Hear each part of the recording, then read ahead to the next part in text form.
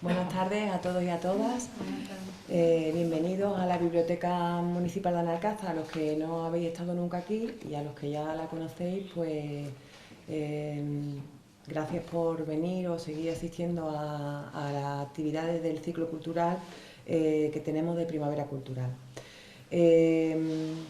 Hoy, 23 de abril, Día Internacional del Libro, encaramos la recta final de este Primavera Cultural 2013. En su reciente historia, nuestra biblioteca ya ha acogido varias presentaciones de libros. Hoy damos a conocer 2 nuevos trabajos literarios rodeados de estas estanterías de libros. Para ello nos acompañan el poeta valenciano Gregorio Muelas Bermúdez, bienvenido a Analcázar, y José Madrid Gutiérrez, vecino nuestro que ya conocéis y que quizás no necesita presentación, pero de todas formas lo haré. De Gregorio Muelas y su creación literaria, que lo trae hoy aquí, os hablará el propio José Madrid. José es natural de la vecina localidad aljarafeña de Gines y es vecino de Analcázar. Si él no me corrige, al menos en torno a una década que lleva viviendo aquí. Queremos que conozcáis su tercera novela, a la que ha llamado Rabia adulta, vergüenza ajena, porque esta delegación también debe apostar por divulgar el trabajo de nuestros autores noveles, de autores que intentan meter la cabeza en este difícil mundo de la cultura, no solo de aquellos que ya están consagrados en el mercado literario. José comenzó a escribir literatura desde los 10 años, ha sido semifinalista en varios concursos literarios organizados en Morón de la Frontera o Linares de la Sierra, Huelva, amén de haber presentado sus trabajos en otras convocatorias literarias. Tiene publicada en una antología de cuentos inéditos de la editorial Llamé una carta de amor a la que llamó Soñándote sin descanso. Actualmente está inmerso en un volumen de cuentos infantiles. José, te agradecemos que hayas aceptado presentar a la gente de Analcázar tu última creación literaria. Poco a poco nuestra biblioteca, o vuestra biblioteca, tendrá que convertirse en un referente de encuentros como este. Ya lo hacemos con el Club de la Lectura. Tendremos que recuperar entre todos el tiempo perdido. Tu novela y el poemario de Gregorio ya esperan impacientes ocupar un lugar en alguna de estas estanterías. Esperan la mano de un lector o lectora que abra sus páginas y descubra lo que hay en su interior. Muchas gracias a los dos por estar esta noche aquí. Antes de darle la palabra a Gregorio, que va a presentar el libro de José, deciros que sus libros están expuestos ahí, podréis obtenerlos firmados y dedicados por los autores al final de la conferencia. Y sin más, esta es la palabra. Gracias.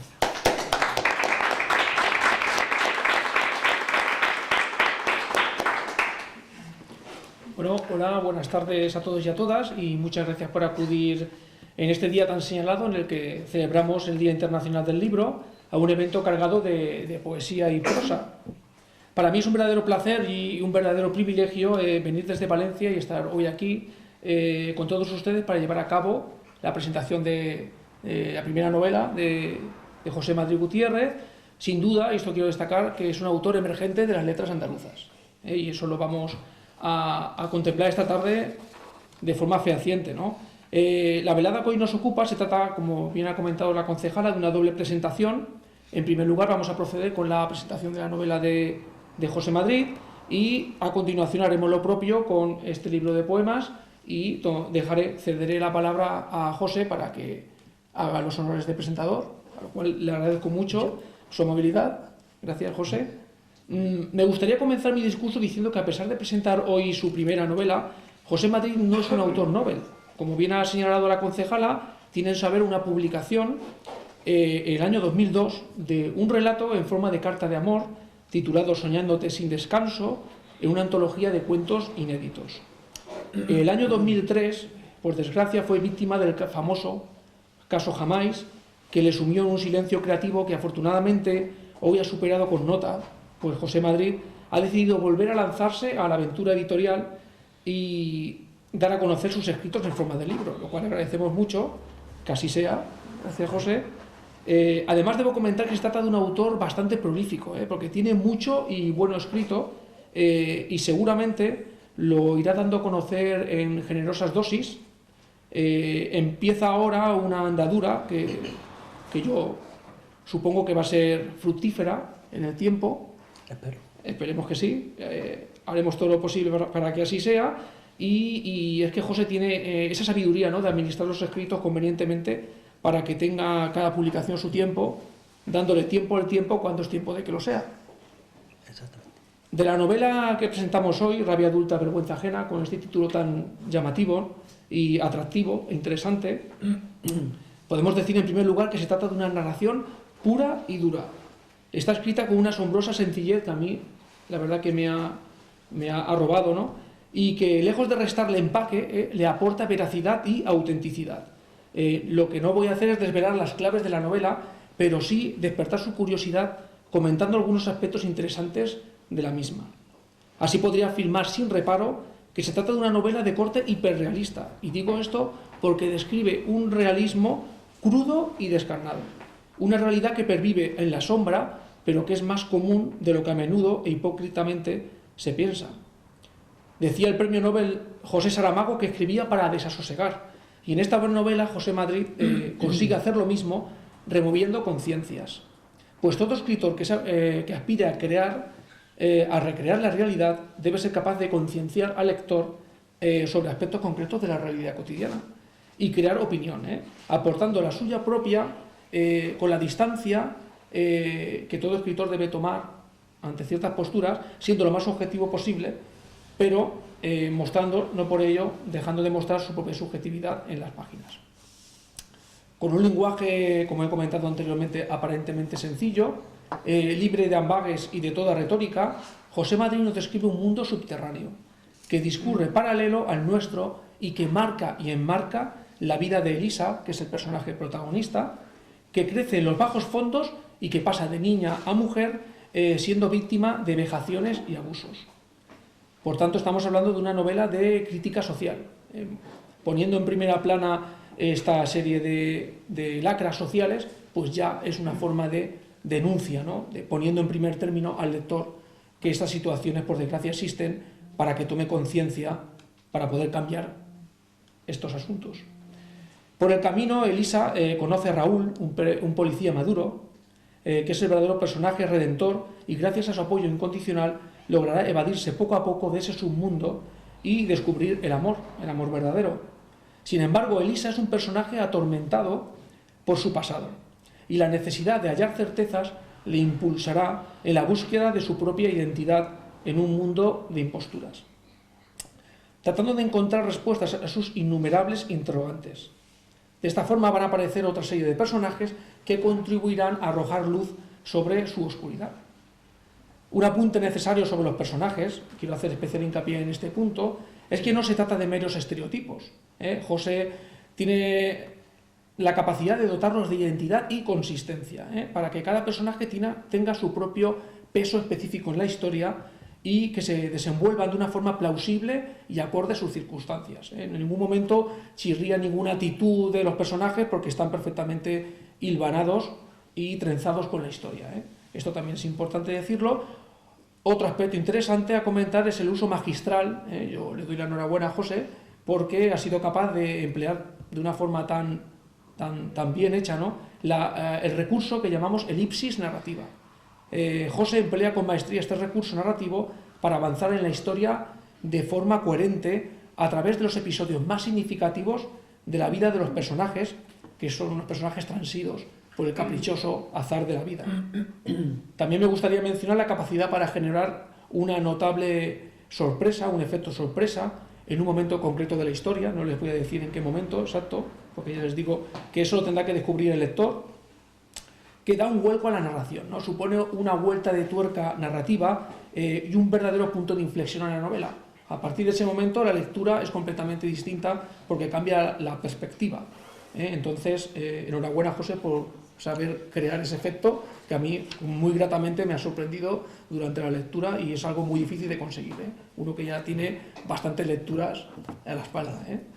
Y para finalizar, me gustaría poner algún subtítulo al libro. Podría ser perfectamente Memorias de una perdida, El amor en brazos del hombre maduro o En busca de la felicidad, ¿no? Que es el fin que todo ser humano debe plantearse. Pues me consta que esta novela está perfectamente documentada y creo que José comentará algo al respecto. Pues hizo un trabajo de investigación, lo cual es loable para imbuirse en los ambientes que describe de modo contenido y preciso, y por eso no chirría la actitud de los personajes, porque saben desenvolverse perfectamente en aquellos espacios que ocupan y sus emociones son fruto de ese contexto que viven, ¿no? Otro apunte que quiero hacer interesante es la capacidad que tiene José de mantener o de atrapar la atención del lector. Y eso es otra cosa difícil de conseguir, y en este caso José ha sido capaz de hacerlo, y despierta la curiosidad por lo que sucederá en la página siguiente. Yo la verdad es que me enganché a la novela y no podía dejarla. Yo iba leyendo las páginas y cada página era algo diferente y te motivaba a continuar la lectura hasta el fin, ¿no? Por tanto, nos encontramos ante una novela directa y sincera, totalmente sincera, y por ello mismo muy recomendable, y les invito encarecidamente a que la adquieran, porque van a descubrir estas y muchas cosas más, y estoy seguro de que les va a estremecer y a emocionar a partes iguales. Les invito pues a que hagan esta adquisición, no se sentirán defraudados, porque va a permanecer en su memoria durante mucho tiempo. Es tan dura la historia que relata que justamente por ello nos marca a nosotros también, y tomamos posición ante ello. Y a continuación solo me resta ya invitarles a escuchar las palabras del propio autor, que va a comentar algunos aspectos, estos y otros más en profundidad, y que disfruten de sus palabras también. Muchas gracias.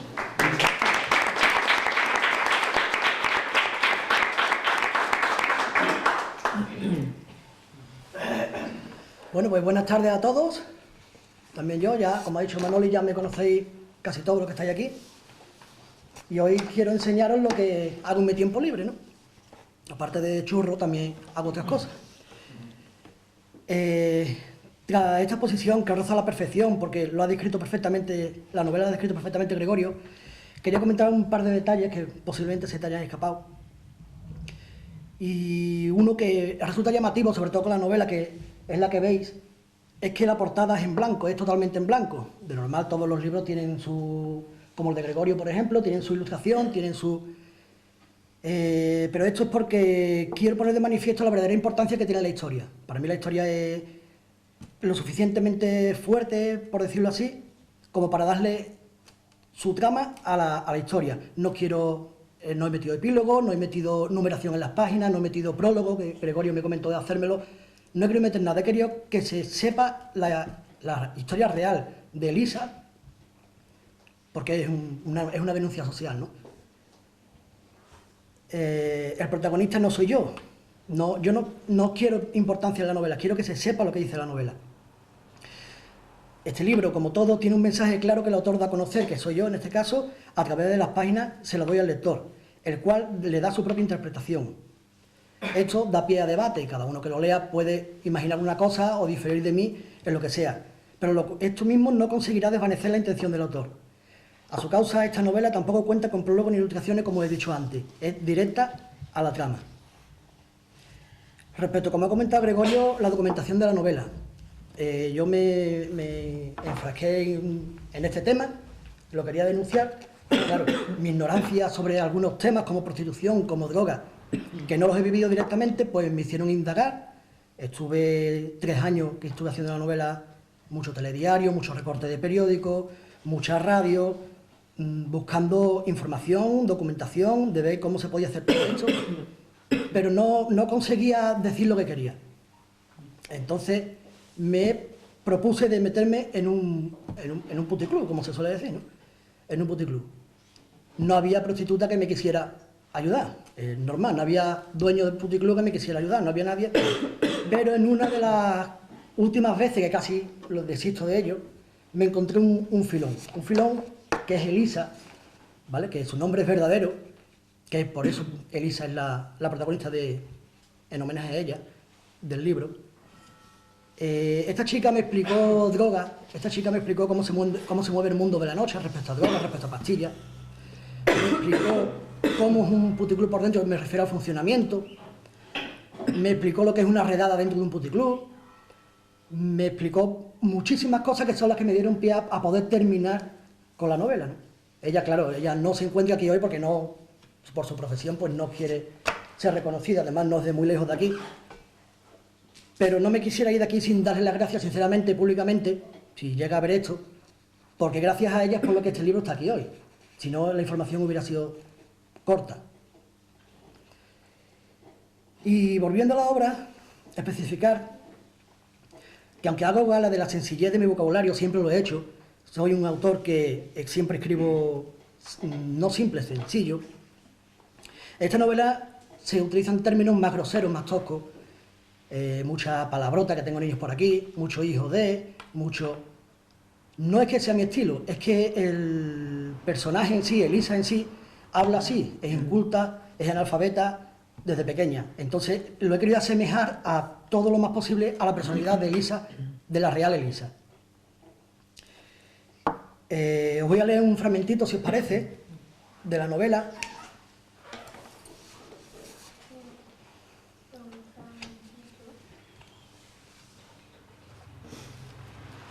Que dice así: la verdad es que estaba muerta de hambre y de miedo.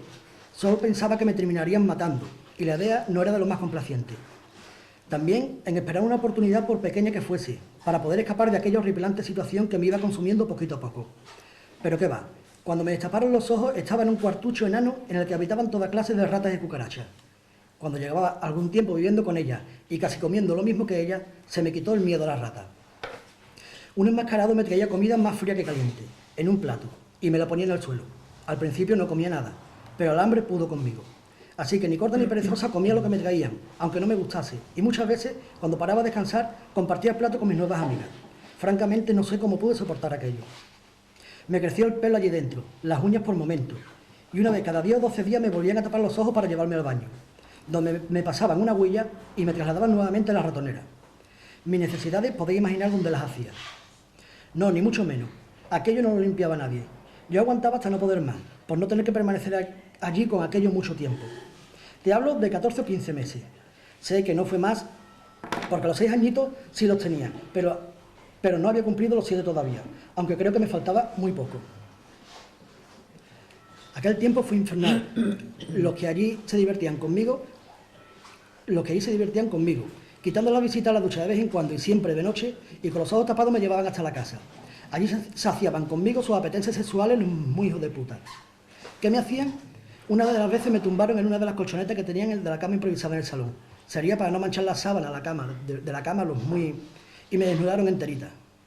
Creo que tenía preparado un poquito más para leer, pero habiendo niños tampoco quiero leer más de esto. Es una parte del libro, un fragmento del libro que expone bien lo que queremos decir.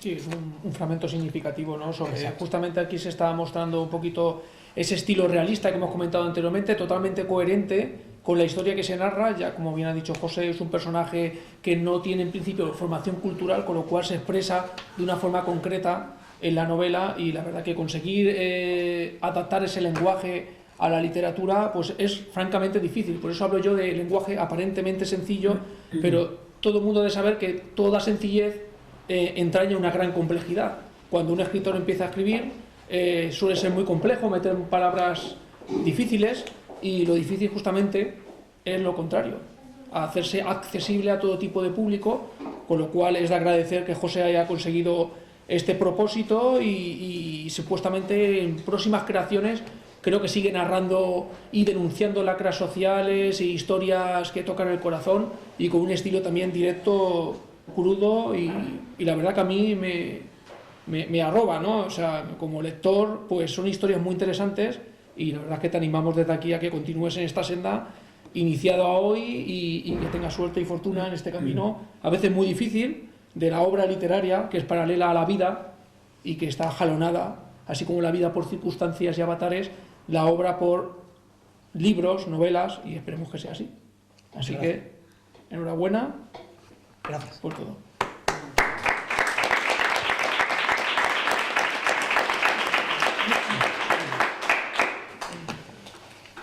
Pues en este momento de la presentación, lo primero agradecer a Gregorio su participación aquí. Como bien ha comentado, viene desde Valencia, ha hecho lo imposible por estar con nosotros, conmigo y con vosotros. Ha cambiado turnos de trabajo, ha cogido vacaciones incluso para hacerla coincidir con la presentación en el Día del Libro, y por eso quiero agradecerle de que esté hoy aquí con nosotros. Gregorio es una persona que por por azar de la vida, por no sé cómo decirlo, por suerte, para mí, hace cuestión de 3, 4 años que nos cruzamos en el camino. Somos buenos amigos, tenemos una estrecha amistad y aparte de todo esto, pues tenemos la suerte también de compartir la misma afición. Él lo escribe en poesía de momento, porque también tiene sus novelitas y está haciendo sus cositas en novela. Y yo lo escribo en novela, pero a fin de cuentas somos, o es, creador de historia. Entonces es una de las cosas que ha hecho que hoy estemos aquí los dos sentados, ¿no? Os voy a leer un poquito, porque la verdad es que no me la sé bien, de Gregorio, ¿vale? Él nació en Sagunto, en Valencia, en el 77. Él es licenciado en Historia por la Universidad de Valencia, titulación que completó con los cursos de doctorado en el Departamento de Historia Contemporánea. Ya desde pequeñito, a muy temprana edad, manifestó su inquietud por las letras, convirtiéndose en un ávido lector. Desde entonces no ha parado de escribir, dejándose ganar por la causa poética. Ya os comento que hace otras cosas, pero poesía, lo suyo es poesía. Además de esto, ha incursionado en el cine como guionista y ayudante de dirección de cortometrajes, como El oro de la plebeya, en 2004. Se dedica a la crítica literaria y cinematográfica, actividad que desarrolla en la revista de arte multidisciplinar Mistium, de allí de Valencia, como redactor de las sesiones Novísima Poesía Valenciana y Quenefilia, y en la revista de información cultural en internet Culturamas. Es socio de la Asociación Valenciana de Escritores y Críticos Literarios, socio del Ateneo Blasco Ibáñez aquí en Valencia, miembro de la Red Mundial de Escritores en Español, del Movimiento de Escritores por Derechos Humanos, del Grupo de Arte Multidisciplinar Mistium y es socio cofundador de la Alianza Poética Alquimia y Verso, junto a Heberto de Sismo. Ha escrito varios prólogos para diversas publicaciones y ha participado en numerosas presentaciones y recitales. Ha ganado el Poetry Slam del primer Festival de Poesía de Valencia, Vociferio, en 2011, y una cecina en el segundo certamen poético Rima JB, en 2013. Respecto a su obra, aunque me borra el tiempo, que es la que tenemos hoy aquí de la editorial Círculo Rojo, esta es de junio de 2010. Esta obra reúne 2 poemarios, con las palabras, con el tiempo, que es la misma, y No hay vado en el fuego.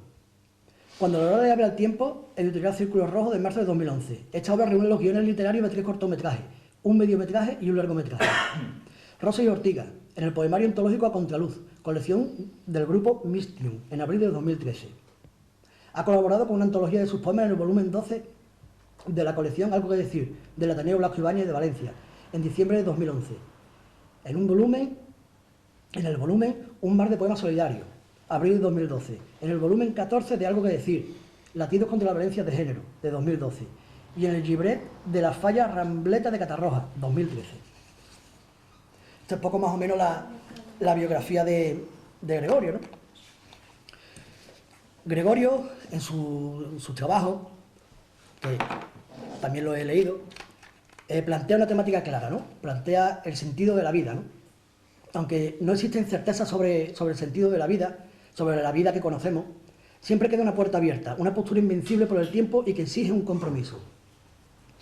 En Canto es uno de sus poemas que aparece en este libro, Gregorio Muela advierte que habrá que que habrá que desandar caminos, habrá que reinventar historias, lamentar y no olvidar el pasado, pues esto es el origen de nuestro presente. A Gregorio se le puede denominar como poeta humano, ya que no se esconde tras recursos de oficio. Crea una poesía auténtica, una poesía luminosa, parecido a lo que él ha comentado de la crudeza con la que yo relato, él también lo hace, pero estilo poesía. ¿Por qué? Porque descubre y pregunta, porque va más allá. Es un viajero hacia la verdad y la crudeza de la existencia. Utiliza un lenguaje también aparentemente fácil, es próximo al lector, el cual reconoce el lector reconoce como el poeta tiende su mano con una sinceridad digna de agradecer. Personalmente, como poeta, solo hago algunos pinitos, pero quiero reseñar que aunque me borre el tiempo es una obra de las de verdad, es una obra de las que a mí me gustan de la poesía que yo leo, ¿no? Hoy día, bajo mi punto de vista, la poesía no es poesía. Hoy día son textos, porque no se pueden llamar ni prosa poética. A mí me gusta la poesía que hace él, que no la veo desde Becker y compañía, no la veo, lo veo ahora ahí. ¿Por qué? Porque es una poesía de antaño, es una poesía con su ritmo, que tiene su métrica, en decasílabos, octasílabos. No es nada comparable con las más respetables poesías actuales. Y dicho esto, a continuación le voy a ceder la palabra al poeta, que es el auténtico protagonista del poemario, aunque me borre el tiempo, que lo tenéis aquí.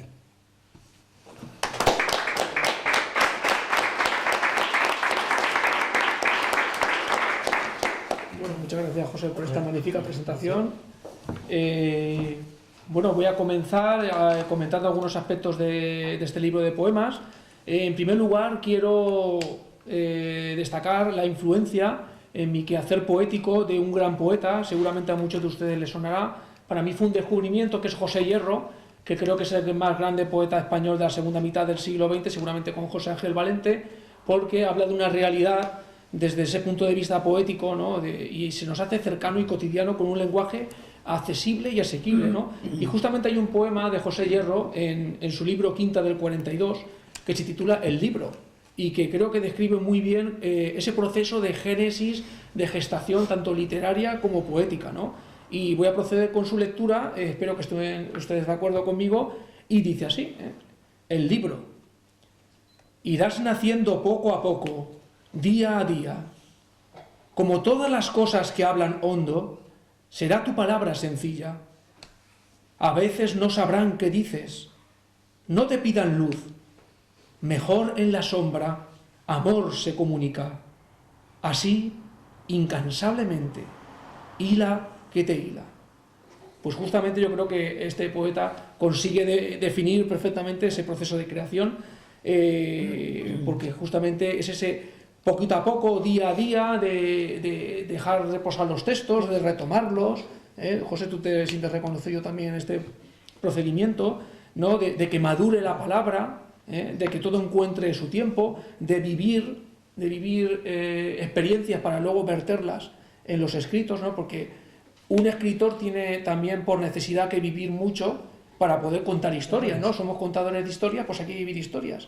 Y si no se han podido vivir esas historias, pues se descubren, se acude, se pregunta, como hizo José en su caso, hace una labor de prospección, en este caso, y acudir a los sitios para que todo resulte pues más veraz, ¿no? Porque ¿cómo se puede denunciar algo si no se habla con propiedad? Pues bueno, hay que ir a indagar, a descubrir, a ver y hacer que los demás también vean, Perdón un momento, Braulio. Dime. No, te lo digo porque muchas veces, cuando yo he comentado antes que se ha tardado 3 años en escribir la novela, mucha gente te dice, Dios, 3 años para escribir una novela.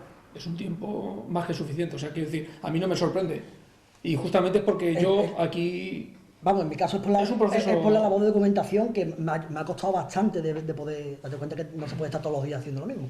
Está uno trabajando, que si niño, que si la casa, entonces sí, evidentemente tienes poco tiempo y cuando puedes en el rato libre es cuando lo haces. Es tratar de compaginar lo que es la vida y la obra, ¿no? Exacto. Es lo que comentaba yo, que discurren paralelas y muchas veces se solapan y una resta a la otra, pero bueno, hay que tratar de compaginarlas para poder disfrutar de ambas esferas, ¿no? Nosotros tenemos esa necesidad imperiosa de crear, de recrear, y que nos hace más personas y estar más a gusto con nosotros es una necesidad imperiosa. O sea, yo por ejemplo, cuando voy a acostarme todas las noches y no leo alguna poesía, pues me siento incompleto y entonces cojo el sueño, pero estupendamente. Y estos días lo he cogido, pues leyendo a José, yo he leído un capítulo y pues he estado reflexionando sobre la novela y la verdad que es un proceso también recreativo, creativo y recreativo, ¿no? Si se dice, se puede decir desde ese punto de vista. Por tanto, estoy hablando de una lectura lenta y meditativa, y así debe ser.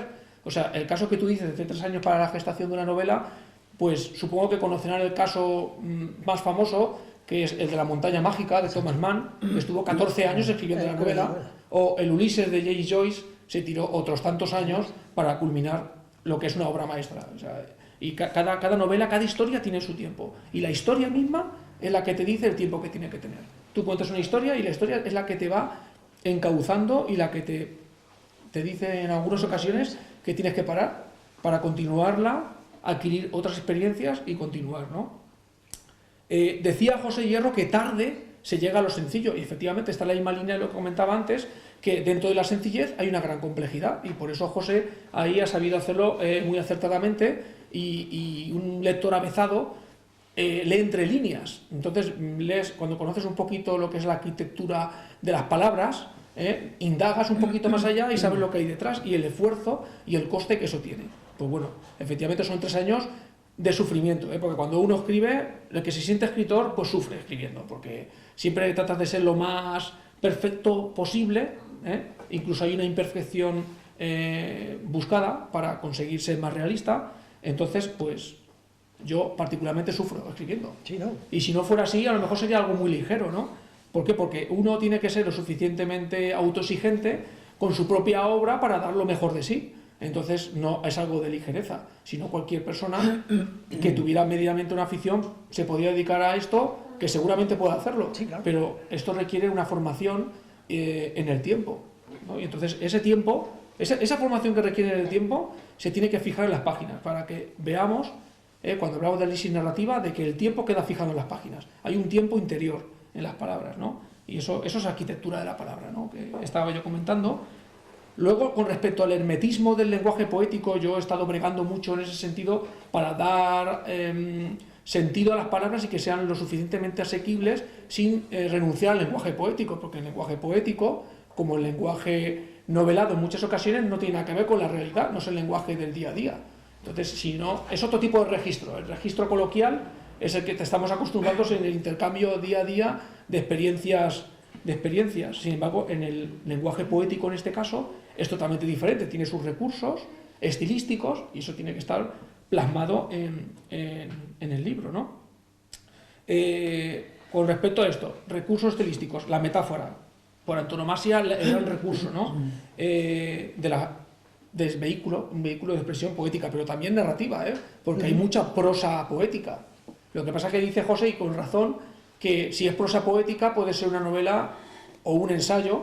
Yo he leído Así habló Zaratustra de Nietzsche y eso es una belleza de prosa poética que dices, este filósofo podría haber sido perfectamente un poeta. De hecho hay muchos poetas que son filósofos, solamente que ellos tienen su forma de expresarlo es a través de la poesía, pero sus ideas están perfectamente vehiculadas y transidas de experiencias y las vierten en los libros, ¿no? Y sobre todo también tengo la necesidad de expresarles de que la escritura debe ser continua, ¿no? Por esa relación que hay entre vida y obra. Es una obra abierta, constantemente abierta, y que tiene su interpretación y sus lecturas de acuerdo con la persona que lee las páginas. Hemos comentado muchas ocasiones, José y yo, de que, imagínate, si hay 10 hipotéticos lectores, son 10 hipotéticas lecturas diferentes. Porque yo comentando la novela con José, y él comentando el libro de poemas conmigo, hemos descubierto cosas que aparentemente ignorábamos, porque hay mucho de lo que se expresa conscientemente y de lo que se expresa inconscientemente, que es fruto de esas experiencias y esas lecturas. Ya sabemos que la mejor escuela para un escritor son los libros. Hay muchos talleres de creación, narrativa o poética, pero eso hay que sentirlo desde pequeño. Yo en mi caso particular, a los 7 años, un poco antes, ya estaba escribiendo poemas, y a mí nadie me dijo cómo hacerlo, pero yo veía los libros y yo no quería ser astronauta o actor. Yo veía que eso era algo importante y que eso merecía la pena realizar ese esfuerzo para conseguirlo. Y llevo toda mi vida formándome para conseguir eso. Entonces, poco a poco, como dice el poema de José Hierro, se puede ir consiguiendo eso. Pues, oye, para mí es un aliciente en la vida que a mí se me quitara la poesía, pues me arrancaría una parte del alma y sería una especie de autómata que iría por las calles, ¿no? Entonces, a continuación, lo que les voy a comentar ya más expresamente dedicado al libro es que no se trata de un volumen antológico, sino que es la reunión de 2 poemarios. Como ha dicho José, el primer poemario tiene el título de Con las palabras con el tiempo y el segundo, No hay vado en el fuego. ¿El por qué los reúno ambos en un solo volumen? Pues porque justamente forman parte de la primera etapa creativa, porque todo autor o un autor ya maduro podría dividir su obra en diferentes etapas, porque uno en la vida pasa por diferentes etapas y en la obra pues también, y eso lo expresa uno en su obra. O sea, dependiendo de las circunstancias, pues la obra también se adapta. A veces sin querer también. A veces sin querer, por eso que estamos comentando de que a veces es un proceso hasta inconsciente. Entonces, por eso los he reunido, ambos poemarios los he reunido en este volumen, con ese título genérico de Aunque me borre el tiempo, que toma justamente el título del poema inicial, poema prefacio, que he estado repartiendo algún marcapáginas por aquí y aparece, y ahí tienen ustedes, si les interesa, un marcapáginas a modo de obsequio por su amabilidad de acudir esta tarde al evento, y aparece ese poema, y que fue un poema inicial, ¿no? Aparte, ambos poemarios tienen muchas concomitancias, similitudes, paralelismos que me permiten reunirlos en un solo volumen. Por ejemplo, respeto a la tradición. A la tradición, ha dicho José que a él le gustaba especialmente ese tipo de poesía, que agradecía que eso fuera así. Se está perdiendo poco a poco. Se está perdiendo, por desgracia, y yo justamente por eso he creado este binomio creativo de alquimia y verso, con Heberto de Sismo, que es un autor valenciano de mi generación, para tratar de rescatar un poco eso. O sea que hoy en día se escribe mucho en verso blanco, sin métrica. Yo no renuncio a la métrica. Yo sé que hay grandes autores valencianos, justamente hay grandes casos, de que han ganado muchos premios, pero no han escrito nunca un soneto. Y el soneto es la forma poética por antonomasia de que la inventó Petrarca en su momento, y para mí yo adoro el soneto, el endecasílabo, que tiene una musicalidad, por eso es el verso por antonomasia. Hay quien crea naturalmente en endecasílabos. Pues uno cuando dice un endecasílabo ya suena como musical, porque la poesía es música, y la música es poesía. Entonces hay que adaptar las vivencias al ritmo. La poesía tiene un ritmo, la vida tiene un ritmo, la música tiene un ritmo, la pintura también tiene un ritmo. Sí, ¿no? O sea, en la cadencia de expresar en pinceladas, o sea, cualquier tipo de manifestación artística que nos hace más humanos, porque compartimos, eso tiene un ritmo. Y la poesía también tiene que tener un ritmo interior, si se quiere, ¿no? Entonces, pues, hay un respeto a la tradición, como comento, en forma de soneto, sobre todo, el endecasílabo. Luego, en cuanto a la estructura de los dos poemarios. Son dos poemarios que están divididos en dos partes. Una primera parte siempre de corte metafísico, que digo yo, en el que me interrogo sobre las grandes cuestiones del ser humano, ¿no? Por eso decía yo antes que el poeta también puede ser filósofo.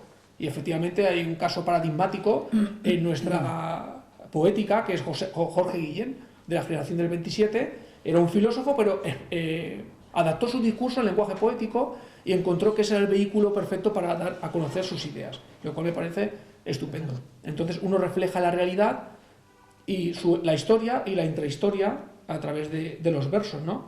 Entonces esa primera parte es de orden metafísico. Como no podemos hallar certezas, hay grandes preguntas y nadie tiene la respuesta, pues esto desencadena ineludiblemente en lo que damos en llamar existencialismo, ¿no? Porque siempre queda al fondo esa angustia de no poder resolver los problemas, ¿no?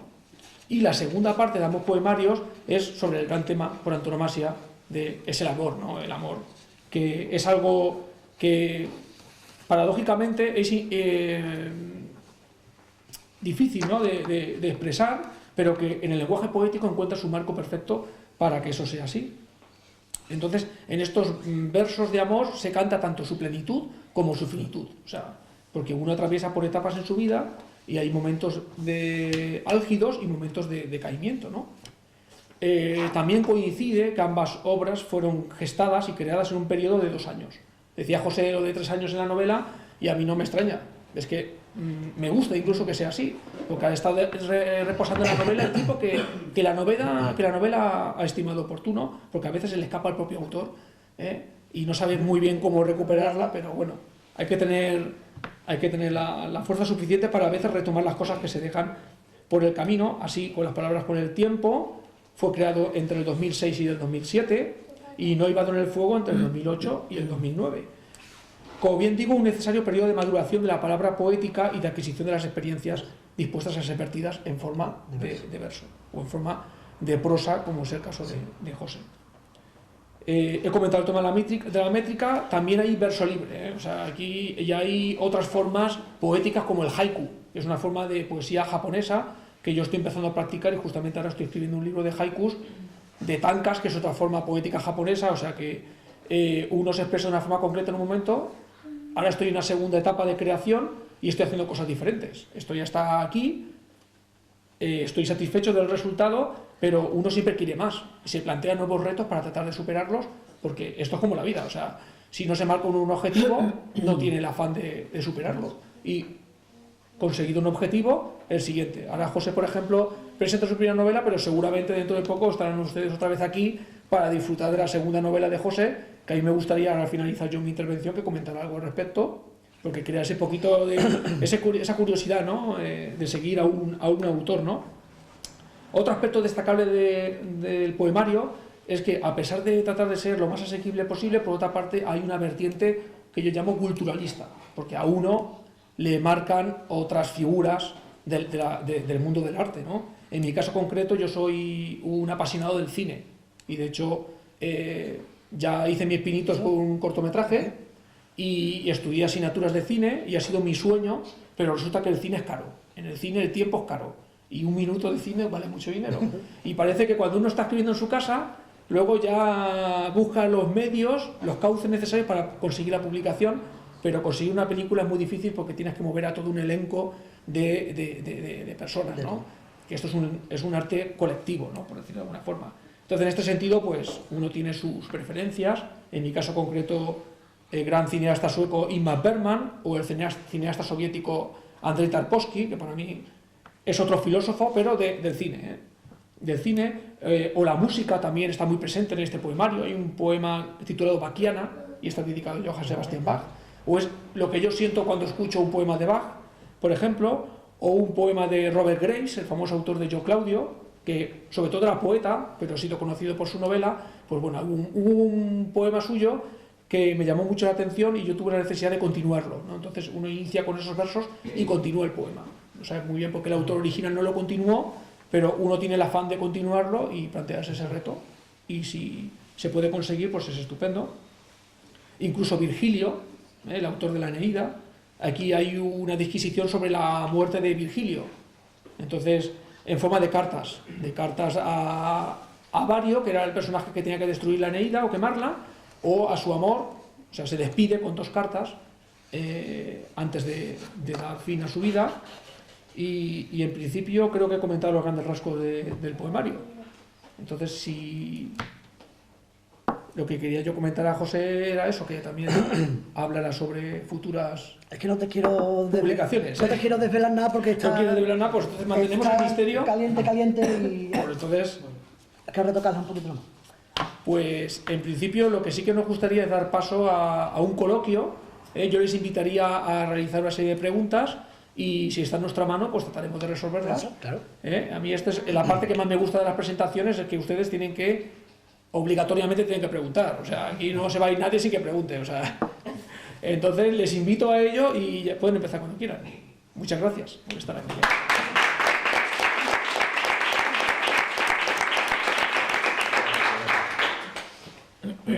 Yo cuando leí la novela no sabía si era realidad o era ficción. Ahora me estoy enterando de realidad, me estás comentando tú. Ciertamente no es realidad. El personaje está tomado en homenaje a esta chavala que te comenté, a Elisa. A ver, con Elisa lo que hago es personificar en ella la lacra social ya que te comenté antes, de prostitución, de drogas, todos esos casos que están callados, que salen en el telediario, pero como no va conmigo, lo escucho, qué lástima, y sigo para adelante. Y a lo mejor tienes un vecino cerca tuya que a lo mejor está sufriendo violaciones del chiquillo, o está pasando algo y no lo sabemos. Entonces, a través de este personaje de Elisa, ahí uno y personifico todos los casos en homenaje y en denuncia social a todos los casos que hay encubiertos por España y por el mundo. Yo, si a ustedes no les importa, voy a leer un poema a modo de ejemplo, de muestra del libro. He seleccionado por aquí un poema que creo que es bastante... En marcapáginas. En marcapáginas, he repartido en marcapáginas y no me he cogido yo aquí un ejemplar, pero creo que lo tengo aquí. Bueno, pues el poema en concreto se titula El instante eterno, y dice así, espero que les guste. El instante eterno.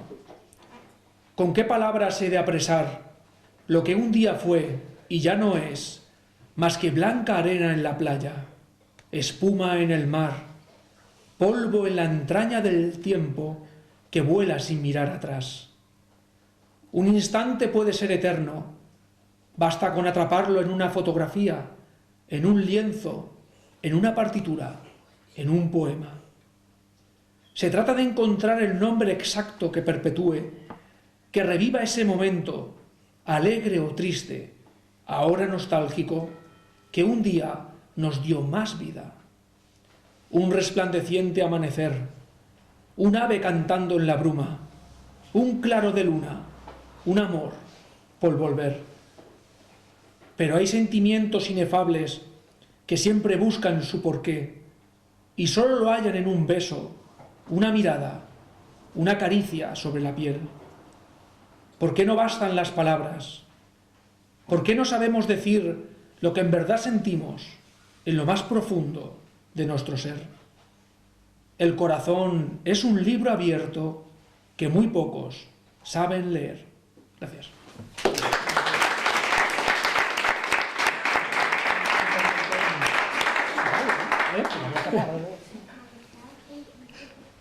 Yo quería hacerle una pregunta con respecto a la inspiración. A los dos. A los dos. Que son ustedes escritores. ¿Les coge la inspiración escribiendo o hay...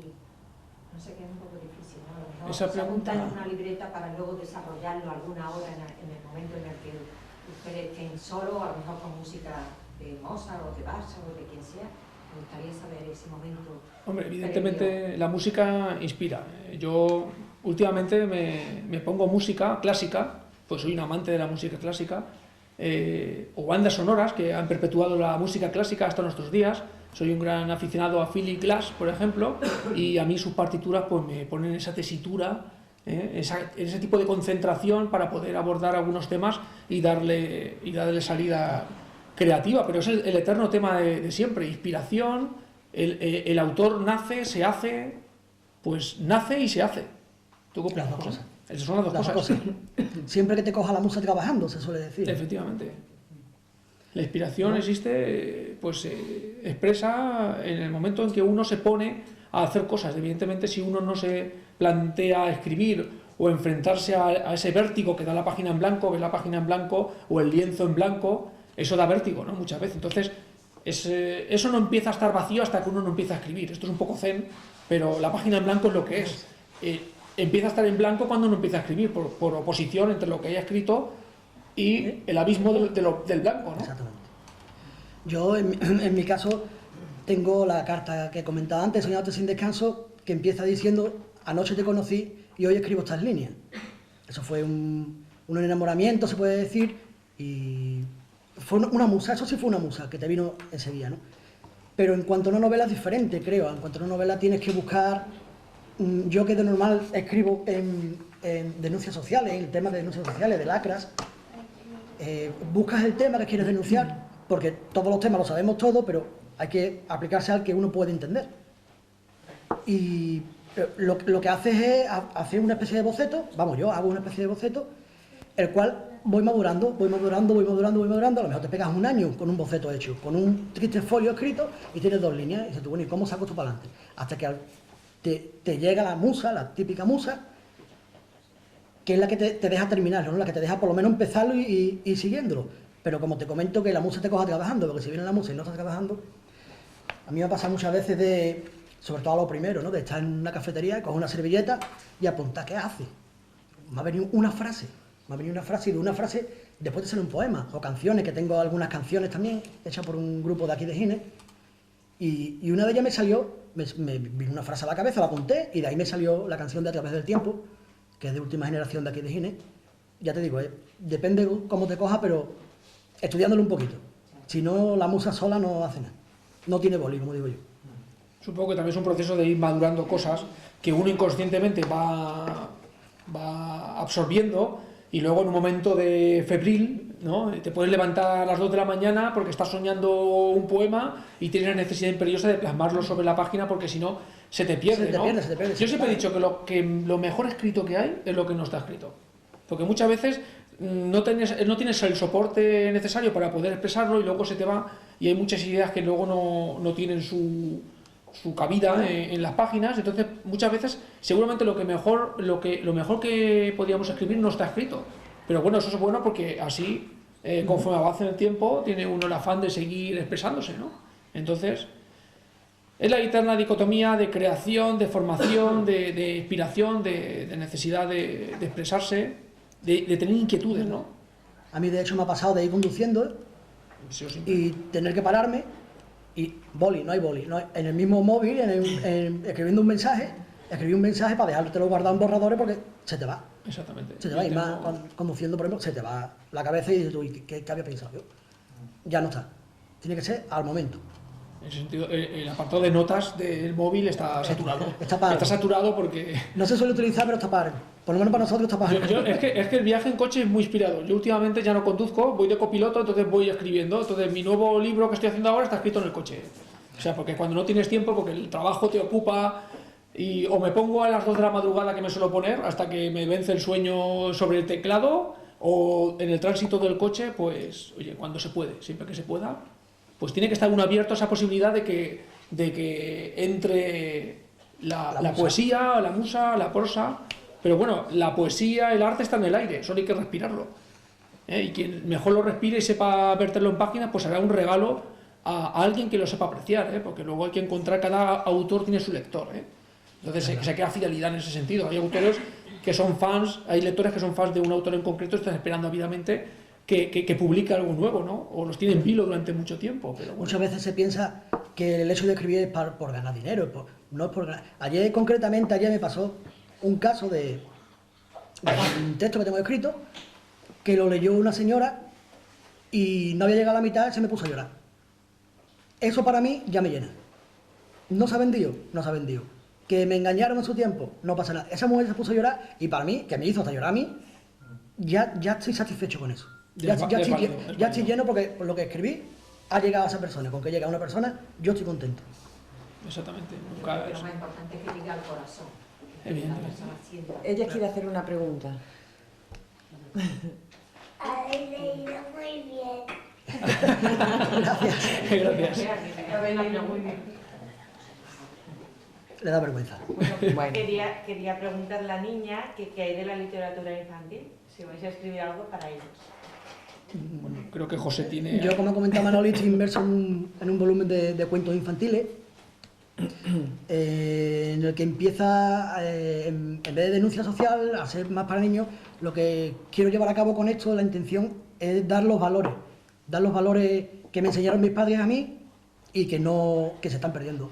El por favor, el buenos días, la educación, dejar a una señora sentarse en el autobús. Cuentos éticos. Exactamente, pero quiero que desde chiquitito que lo vayan leyendo, quiero que el que lo lea por lo menos que vaya cogiendo un concepto, por lo menos que pregunte ¿esto qué es? Porque los niños de hoy, por desgracia, no están hechos a la educación que tenemos la generación nuestra. Creo que es así, a través de animalitos y a través de... Son parábolas, ¿no? A través de la parábola, como recurso estilístico, pues se puede formar también, ¿no? O sea, el caso famoso, por ejemplo, de Asterix y Obelix, que era una forma lúdica de dar a conocer la historia de la antigua Roma. Por ejemplo. Entonces, a través del cómic se puede enseñar historia. O sea, hay que hacerlo lo más ameno posible. Yo pienso que la literatura infantil y juvenil es súper complicado, Yo alguna vez lo he pensado, pero creo que he desechado inmediatamente la idea porque eso es complicadísimo. Pero yo he sido un gran consumidor de literatura infantil y juvenil y de aventuras, y creo que todo el mundo lo ha sido, ¿no? Pero es algo muy complejo y si José está inmerso en ese camino, yo le animo a ello, y justamente para formar, ¿no? También para transmitir esa serie de valores que, por desgracia, hoy en día parece que se están perdiendo un poco, y hay tradiciones que merece la pena perpetuar en el tiempo porque forman parte de nuestra propia idiosincrasia. O sea, no podemos renunciar a eso, porque si renunciamos a eso, renunciamos a una parte de nuestra historia. Entonces hay que ser conscientes de eso para seguir perpetuándolo en el tiempo. Yo es que después, ya te digo, de las 3 novelas que tengo, que son denuncias sociales, en sí las 3, me hacía falta de un descanso, ¿no? Un descanso de tanta denuncia, y digo, ¿cómo sigo denunciando? Pues no quiero denunciar, quiero si tienes que denunciar, enseñar un poquito. Puedes estar, porque... pues si hay que denunciar, puedes estar, vamos, es eterno. Hay tantas cosas para denunciar y para tomar conciencia sobre ellas, que es verdad que habrá que tomarse un pequeño reposo o descanso. Pues mira, pues se puede, yo creo que compaginar, ¿no? La literatura infantil. Esta va a durar más que eso. En plasmarla en un papel, hombre, va a durar más, me parece a mí. Es algo loable, Se llama Las dos botitas, para que tú lo sepas. A mí me gustaría saber si como escritores es más difícil escribir en poesía que en prosa o hacer novela o otro tipo creo de que... literario. ¿Qué es el literario más difícil? Pues no lo sé, ambos están, porque él también ha escrito algunos poemas y yo estoy inmerso en una novela histórica.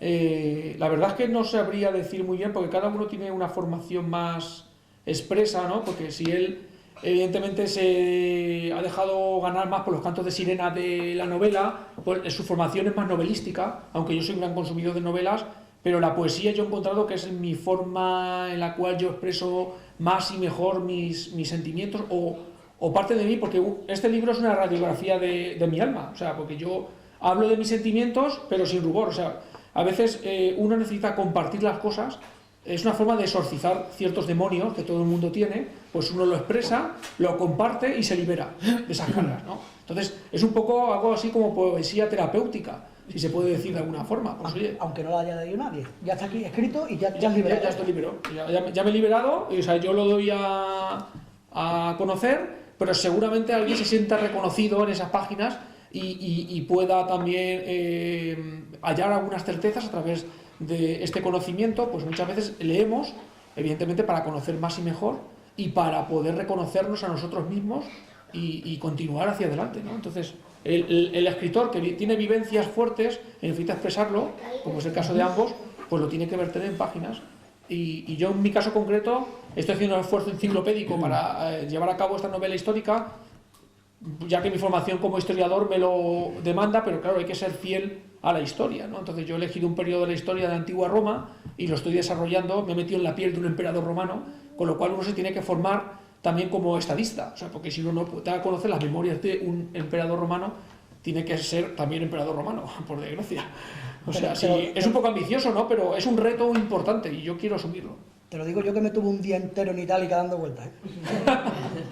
Vine a Posta Itálica, me tuve que imbuir del espíritu de Adriano y de Trajano, que fueron nacidos, emperadores romanos nacidos en Andalucía, y me pude imbuir y dejarme, no sé, transir por los espíritus que por allí podían transitar y tocar las piedras. Yo es que toco las piedras, es que yo... ¿Alguna vez me han visto abrazado a una columna o a un árbol? Pues para sentir la naturaleza o la historia. No sé, es algo extraño, pero algo para mí es necesario. Pero bueno, como uno ya acaba por no importarle tanto lo que opinen los demás, porque si no, uno no escribiría. ¿Qué necesidad tiene uno de ponerse en la palestra? Pues, oye... Para que te critiquen encima. Bueno, pues es que decía alguien que más vale que hablen mal de uno, pero que hablen. Pues bueno, pues que hablen, pues no pasa nada. Y en mi caso yo soy más novelista, yo soy novelista. Me puedo definir, yo mismo me defino así, ¿no? Escribo poesía, escribo poca. ¿Por qué? Porque yo sí escribo la poesía cuando la musa que comentaba antes me viene. Entonces te puedo contar casos de venirme una poesía, escribirla, mandarla por mensaje, por teléfono móvil a número desconocido. ¿Sabes? Se ríe porque gracias a eso conocí a ella, que hoy día es mi mujer. ¿Sabes? Son cosas, pero... Fue un mensaje, lanzó la botella, un poema al hiperespacio a tantos y tuvo su destinataria, afortunadamente tuvo su destinataria. Y le llegó a ella, por móvil, entonces no había internet ni había nada, era todo por móvil. Para que veáis que la poesía funciona, que sirve para algo. O sea que... Y te la voy a decir que me ha venido a la mente. Quisiera decirte algo bonito, pero que es más bonito que tú, que solo con leer tu voz haces reír mi corazón. Eso era.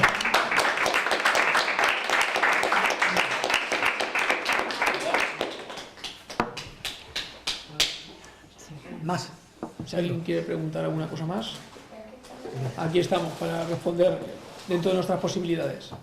Ahí podéis adquirir sus libros y para la próxima presentación de la próxima novela ya podríamos comentar incluso esta, si no la hubiéramos leído, lo hubiéramos...